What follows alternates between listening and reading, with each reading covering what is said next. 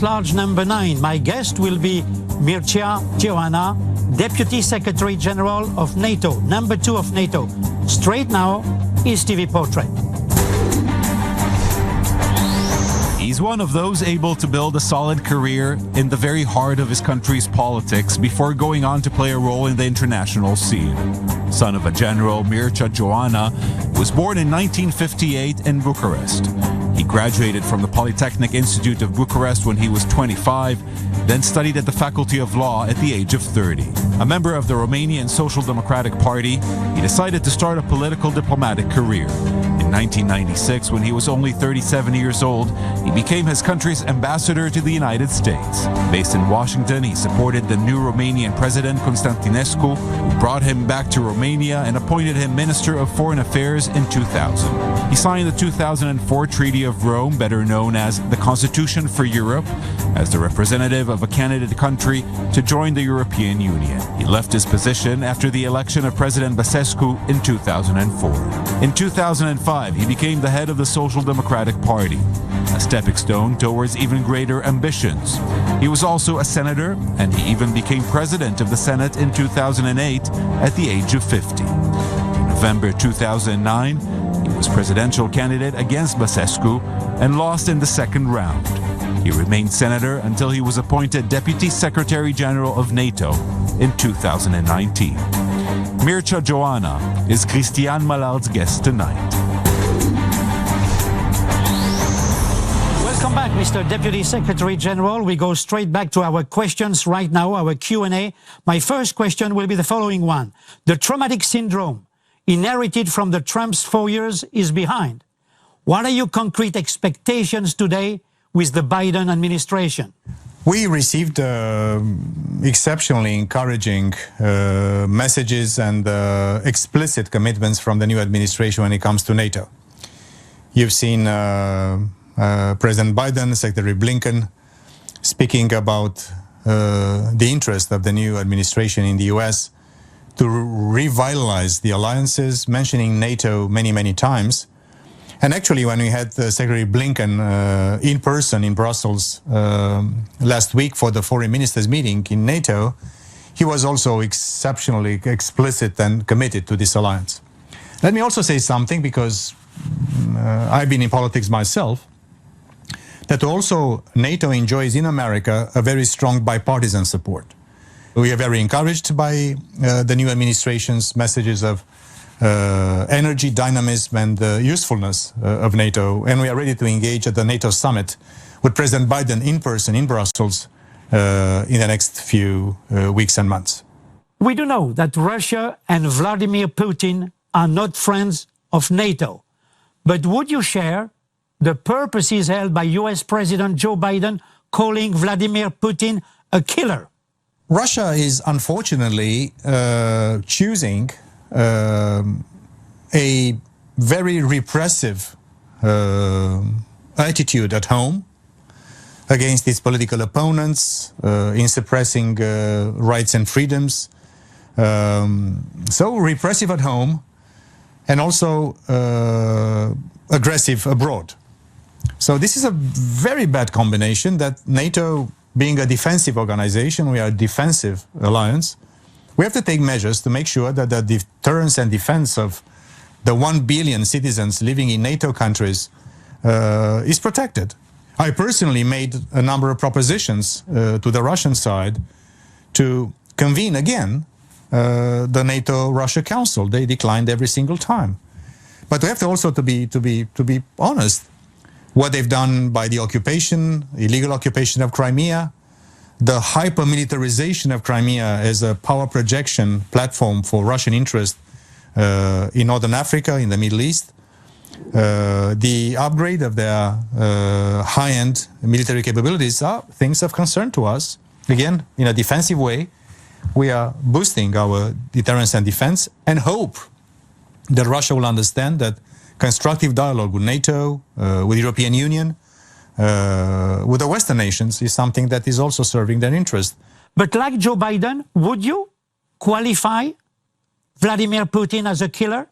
Listen, this is something that in a system of authoritarian mechanism of organization, it is obvious that the top leadership is aware and is also at the helm of the process. I'm not in the situation to qualify that in any way, but I'm just saying that this is also something that the regime itself is responsible for the decisions and actions they take or that they don't take. That's something which is obvious. Are we on the way to a new Cold War with Russia? I know we are not. And I think also Russia and also in the old days, the Soviet Union, I believe they learned the lessons of what the original Cold War meant to them. They were at that point much stronger. At that point, they were a much larger country. The global influence was much larger, ideologically, militarily. Their economy was, relatively speaking, stronger than the one they have today. So I think there is a huge level of asymmetry between the combined power of allied nations. Together, the 30 nations in NATO combined, we have more than 50% of global GDP.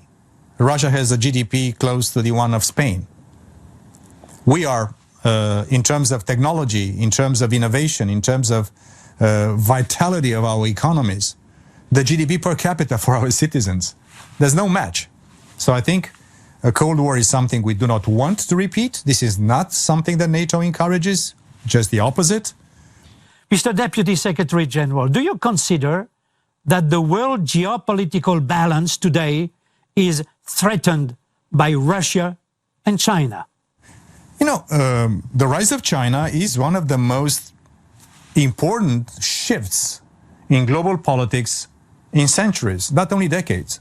And this is why we are considering China as a very important country that also has to play by the rules of the game. The rules of the game means a system of global governance, a system where in the Asia Pacific and around the world, you have to behave like a responsible, constructive international player. And for NATO, we are not seeking new adversaries. We don't see China as an enemy. We see China, as I mentioned, both as a challenge and an opportunity. We also cannot ignore the fact that in terms of security and defense, China is becoming a global superpower. They have the second largest defense budget after the one of the United States. They have today the largest fleet in the world.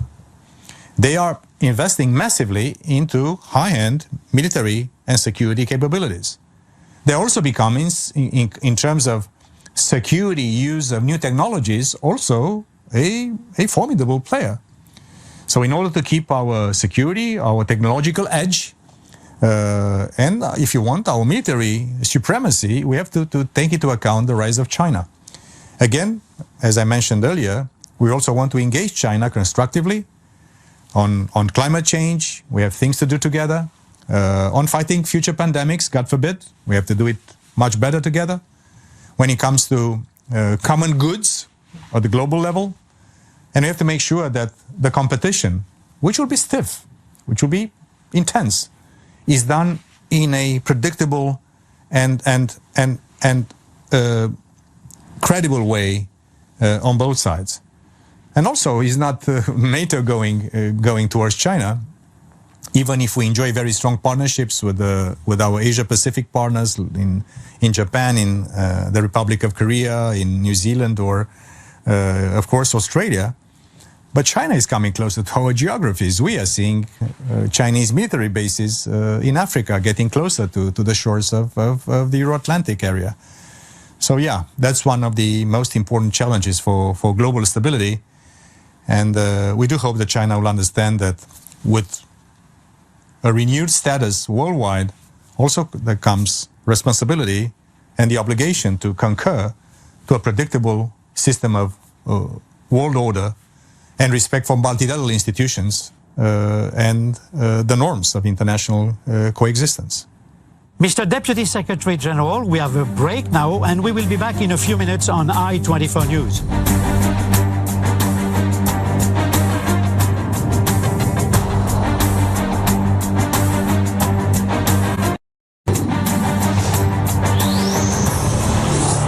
Mr. Deputy Secretary General, Mr. Geoana, we are back. And we go with our next questions.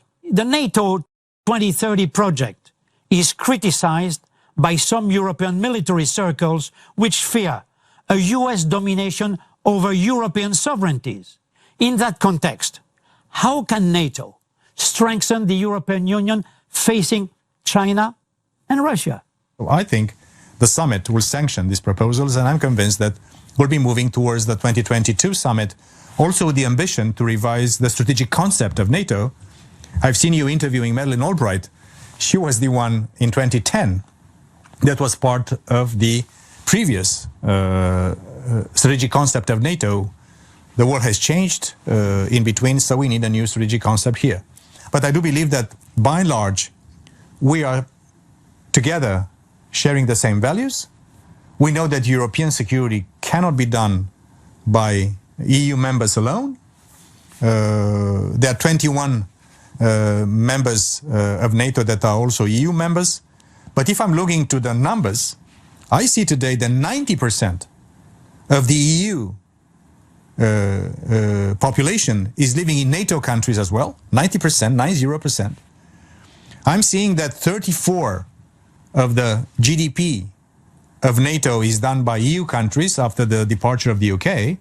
And I'm also seeing a number, which is there, it's a reality, that only 20% of defense budgets in NATO are the contribution of EU member states. So that's a necessity. It's an obligation for NATO and EU to work together. And I'm convinced that this is, in the end, the only logical solution when we face, as democratic nations, fierce competition from competitors that are not sharing our values, that are autocratic regimes. And I think this is a time for us to bring us together synergistically and cohesively and avoid unnecessary duplication or divergent path for NATO and the EU. How do you react when you hear some European leaders like French President Emmanuel Macron saying European Union must not be involved in the competition between USA and China? Would you say that European Union must align on the US today for its own security? The definition in the European Union on the relationship between the EU and China is that they see at the same time China as a partner, as a competitor, and as a systemic rival. So I think that's a pretty fair description of these challenges and opportunities coming from China. I also know when Tony Blinken visited with the Commission just after our NATO foreign ministerial last week, that there was a decision for the reactivation of a EU-US dialogue on China. So the EU is talking to America about the rise of China. And I think this is something we should do together.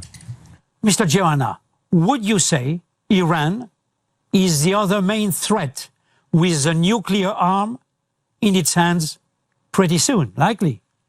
We are concerned about the renewed attempts of Iran to enrich uranium. We also share the view that nuclear Iran is unacceptable. So this is why we are calling also on Iran to making sure that they are respecting the international obligations, the UN security resolutions which are pertinent to this topic.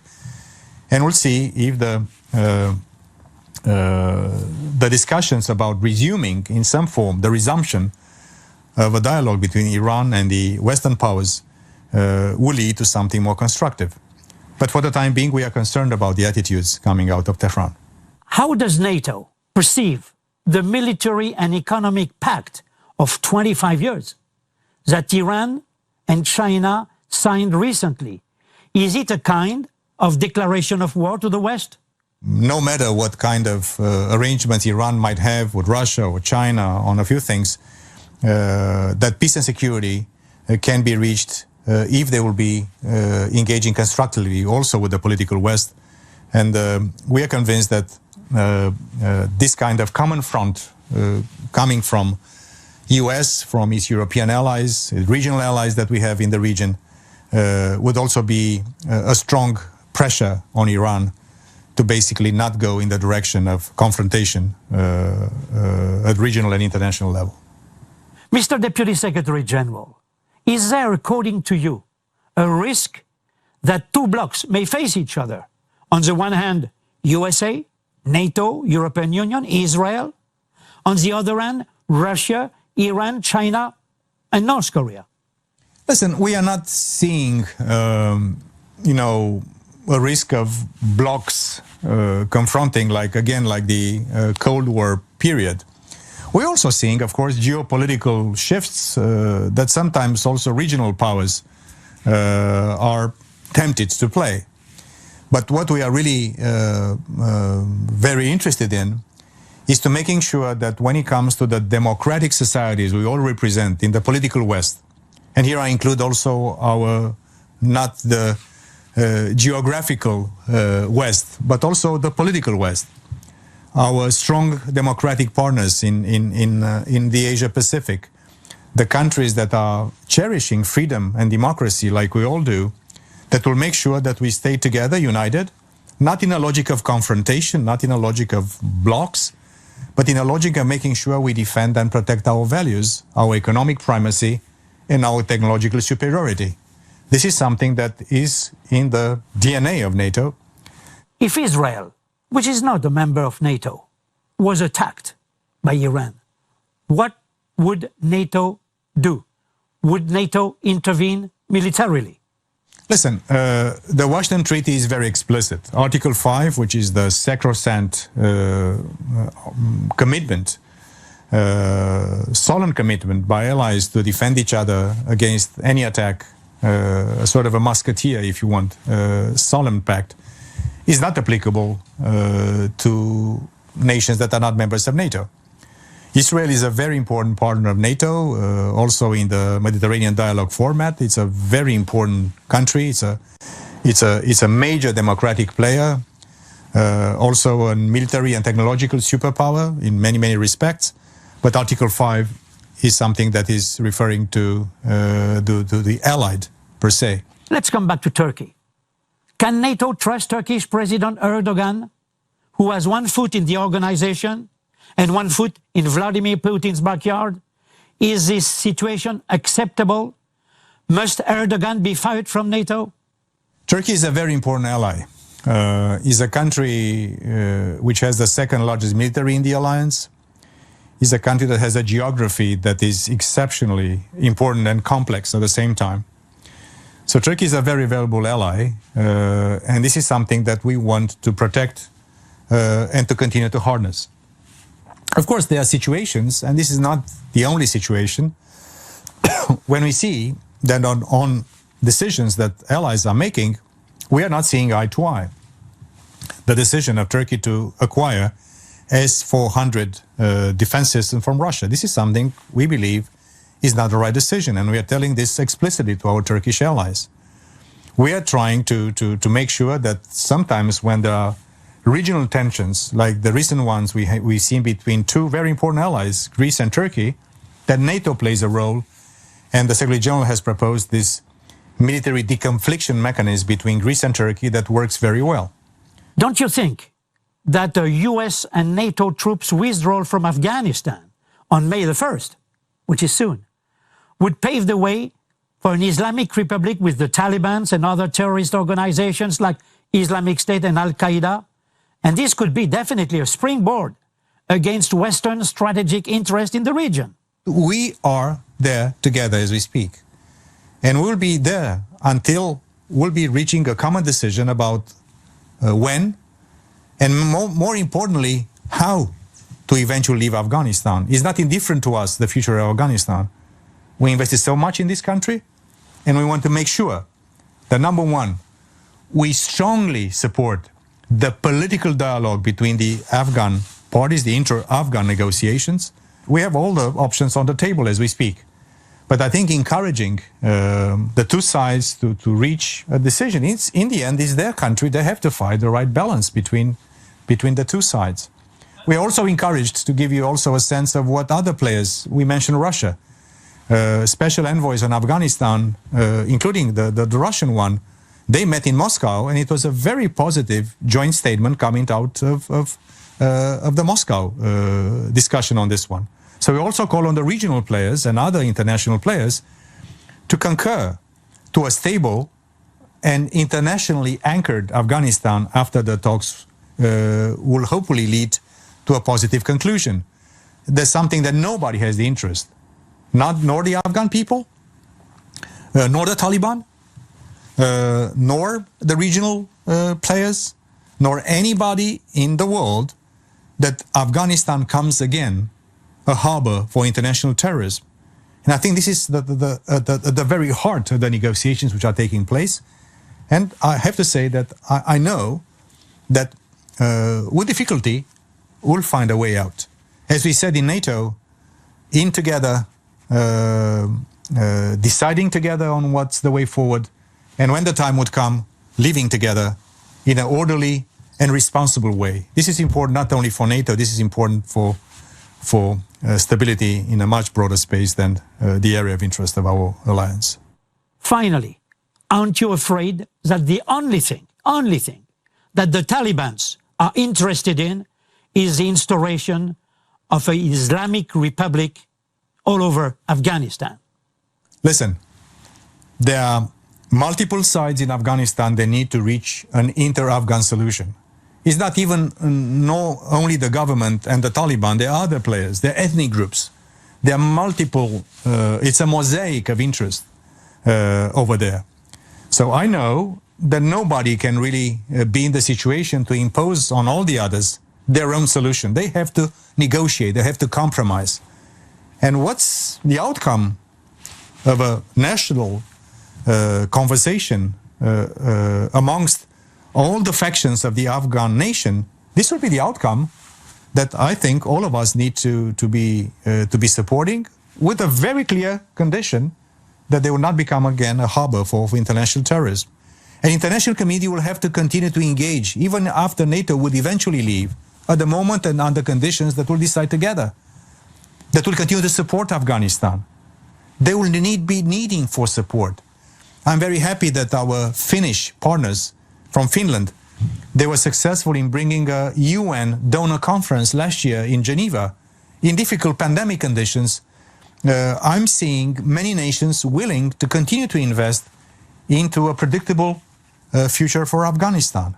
So I'm convinced that in the end, a solution will be found that can be only a negotiated solution. Nobody can impose everything on the other.